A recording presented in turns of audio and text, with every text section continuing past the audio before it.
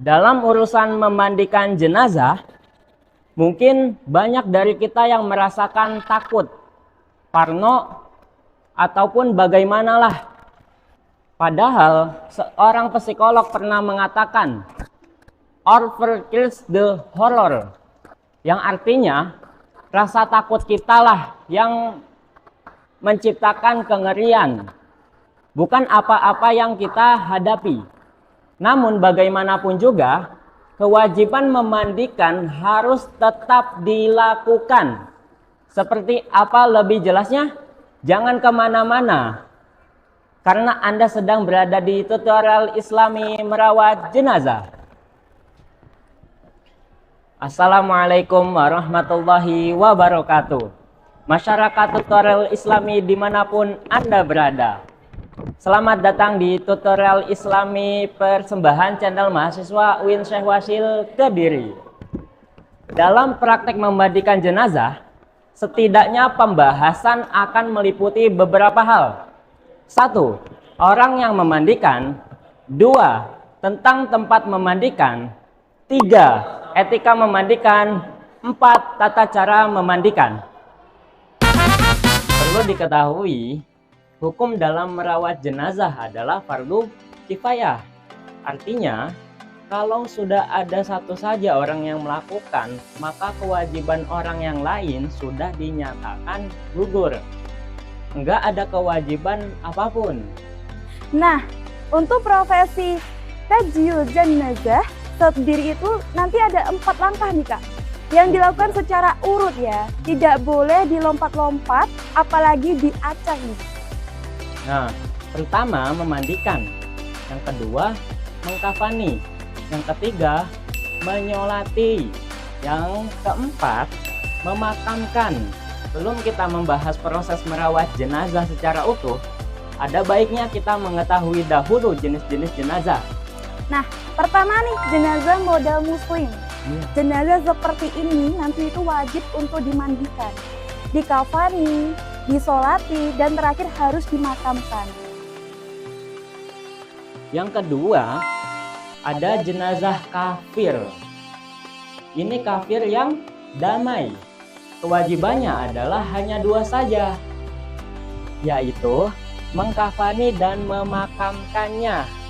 Sekarang, jenazah model ketiga adalah jenazah model yang mati syahid. Jenazah seperti ini nanti haram untuk dimakamkan, juga disolati. Cukup nanti disempurnakan kain kafannya ketika pakaiannya kurang. Kemudian baru dikuburkan. Yang keempat adalah jenazah bayi atau dikenal dengan nama situ. Kondisi bayi itu nanti terbagi menjadi 3 pembagian. Pertama, jika sempat diketahui adanya tanda-tanda kehidupan, maka wajib untuk dimandikan, dikafani, disolati, dan dikuburkan seperti jenazah pada umumnya. Yang kedua, jika tidak diketahui adanya tanda-tanda kehidupan namun telah tampak memiliki anggota tubuh seperti tangan, kaki, dan semacamnya, maka wajib untuk dimandikan, dikafani, dan dikuburkan, namun tidak wajib disolati. Yang ketiga, jika tidak ada tanda kehidupan sama sekali dan tidak tampak memiliki anggota tubuh, maka tidak ada kewajiban apapun. Namun, sunnah untuk membungkus dan menguburkannya.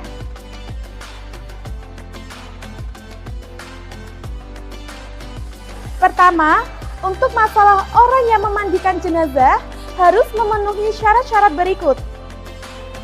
Harus sejenis atau mahram, atau kalau tidak seperti itu, hendaknya orang yang memandikan harus memiliki hubungan suami istri. Namun, bila tidak ditemukan dengan kriteria seperti tadi, maka boleh dilakukan oleh lawan jenis dengan syarat selalu memejamkan mata atau terpaksa, serta tetap memakai alas kain. Jika tidak memungkinkan lagi, maka cukup ditayamumin saja mayitnya.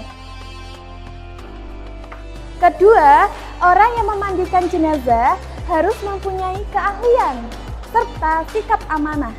Di sini, sikap amanah ialah seandainya bila si jasad atau si mayat tersebut memiliki kebaikan, maka ia akan sampaikan.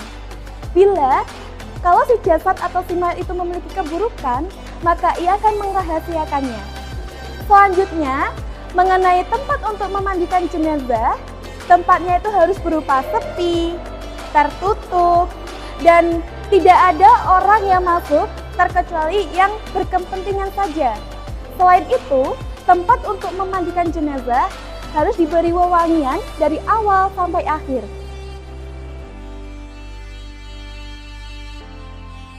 Yang ketiga, mengenai etika untuk memandikan jenazah.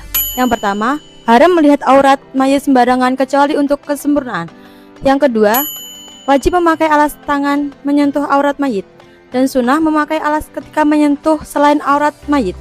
Yang ketiga, mayit dimandikan dalam keadaan tertutup semua anggota tubuhnya. Jika tidak memungkinkan, diperbolehkan menutup auratnya saja. Yang keempat, disunahkan selalu menutup wajah mayit selama proses pemandian. Yang kelima, disunahkan memakai air dingin kecuali jika cuaca dingin, maka disunahkan memakai air hangat. Oke guys, yang keempat yaitu mengenai tata cara memandikan. Berikut adalah batas minimal dalam memandikan jenazah. Yang pertama yaitu dengan cara menghilangkan najis-najis yang terdapat pada tubuh mayat. Yang kedua yaitu dengan cara mengguyurkan air ke seluruh tubuh mayat, termasuk pada bagian dalam kemaluan wanita yang sudah tidak perawan atau yang nampak ketika ia jongkok, dan juga membasuh bagian dalam kemaluan laki-laki yang belum dihitan atau lebih familiar kita sebut dengan kunclup. Ada yang perlu diperhatikan dalam memandikan jenazah, yaitu apabila terdapat najis yang membandel atau sulit dihilangkan, atau memang tidak memungkinkan untuk memandikan jenazah karena tidak ada air, atau ada air tetapi dapat memberikan efek buruk terhadap tubuh jenazah, maka cukup ditayamumkan saja.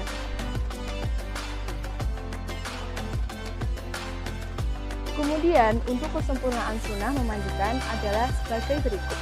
Yang pertama, dengan cara menundukkan mayit dengan posisi agak condong ke belakang atau agak tiduran.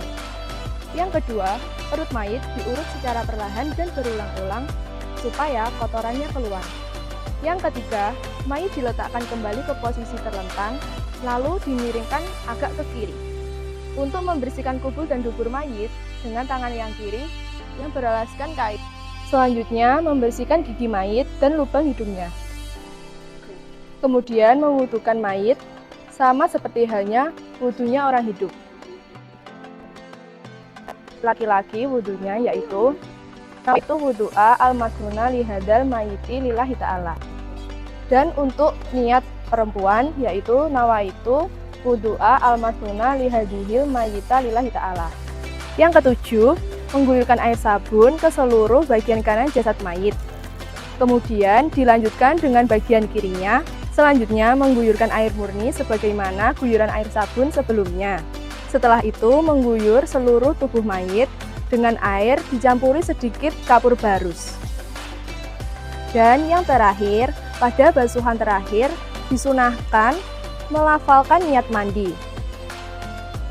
Untuk laki-laki, niatnya adalah nawaitul ghusla adaan an hadzal mayyiti lillahi ta'ala.